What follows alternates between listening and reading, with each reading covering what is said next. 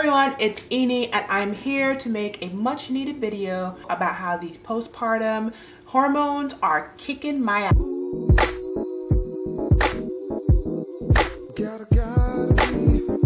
It took me a really long time to convince myself to even film this video because I am back in the job market after 2 years plus of being a stay-at-home mom to my son who has special needs. You have to keep in mind what you put out onto the interwebs. My need to help others, especially women that need to see a Black Christian female talking about mental health issues online and need that person to have a face, is going to trump my fear of it affecting me in any sort of way. If somebody thinks this is a bad topic for me to be covering online, I probably don't want to work for them anyway. My son is going to be 2 years old in a month. Can you imagine? I breastfed for a year. It isn't until you finish breastfeeding and then you stop that your hormones start getting an opportunity to re-regulate back to a new normal. And there is just a whole bunch of foolishness going on back here. My period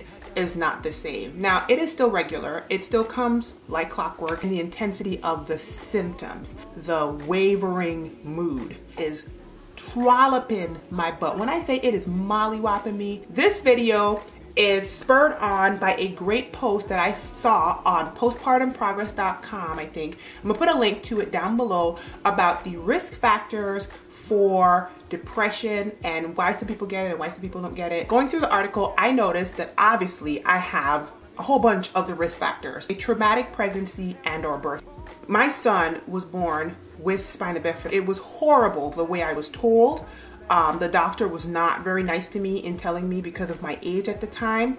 And the entire experience was, let's just say I wouldn't wish that on my enemy. Stressful emotional experience around pregnancy and early child rearing. Well, yeah, because now I have a son that has all these special needs. I'm a first-time mom. I don't have a lot of experience with children, so that is extremely stressful. Lack of social support. I have an incredible group of friends, but they included in this category being far away from your family and kind of feeling like when you need somebody, you can't call on them. And I did share with you guys in another video that I'll put down below the whole childcare thing and how it's kind of like weird and funny. Family history of mental illness, check. Perfectionist personality, check. I would have never thought that this would be so bad 2 years after I gave birth to my son. I got pregnant when I was 35, I believe, and I had my son right after my 36th birthday.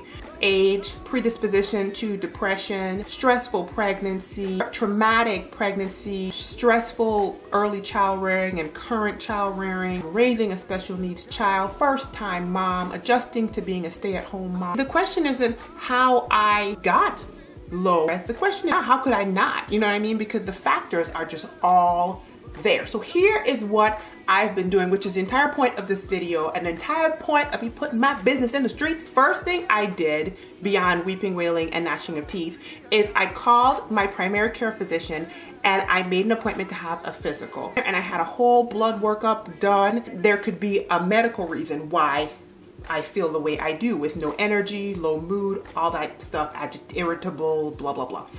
There is not. Apparently, I am the picture of health, which is a yay boo situation because obviously who wants to be sick, right? But even the levels that I thought would be low were not low. Or the next route that I decided to go was to like a mental health professional. And so that's your counselor, your psychologist, your psychiatrist. Talk therapy is great to me. I am just a better me when I have somebody to unload on. And if your talk therapist wants you to take medication, which I am not taking medication. I haven't taken medication in like almost 2 decades. I talked about this. I'll put a video down below. You have to go see a psychiatrist, which I went that route last year and spoke to somebody, chose not to do it. I decided I needed to go ask some more questions, and unfortunately, to even ask the questions, you gotta make an appointment. Next thing that I'm going to do while that's simmering in the background is I am going to get my hormone levels checked. Family members have said to me that they have had hormone fluctuations happen quite early in their lives. Called my primary care physician back and asked if my estrogen levels, etc. were checked, and they said no. And so I'm going through the route of a natural health doctor right now who I have used in the past, and I'm going to do like a long-term, I think it's like a couple weeks long, saliva testing type dealie, because I feel a little hopeful now that my estrogen levels or my hormone levels might just be wonky, and that I don't have to go take any medication, because I don't want to take no medication. I'm just trying to exhaust all avenues of finding a solution. So anyway, I just feel like this video will help someone, and that is why I am making it. It is very important to me to help people in difficult spots, and not just to be on here like, yay, look at my lipstick. I may even take you all along or make some vlogs showing when I'm doing my hormone testing. If you're interested, please let me know.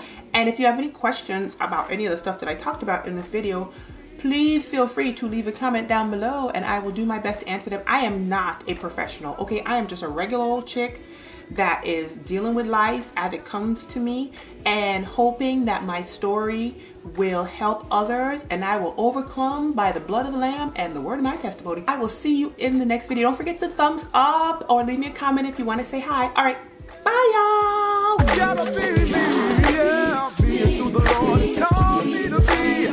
No more trying to look like somebody else. Yeah, said I gotta be me, yeah. Said I gotta be, I gotta be me, yeah. I gotta be me, yeah. I got to be me.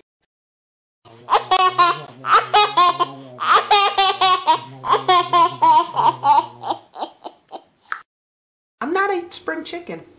I'm 38 years old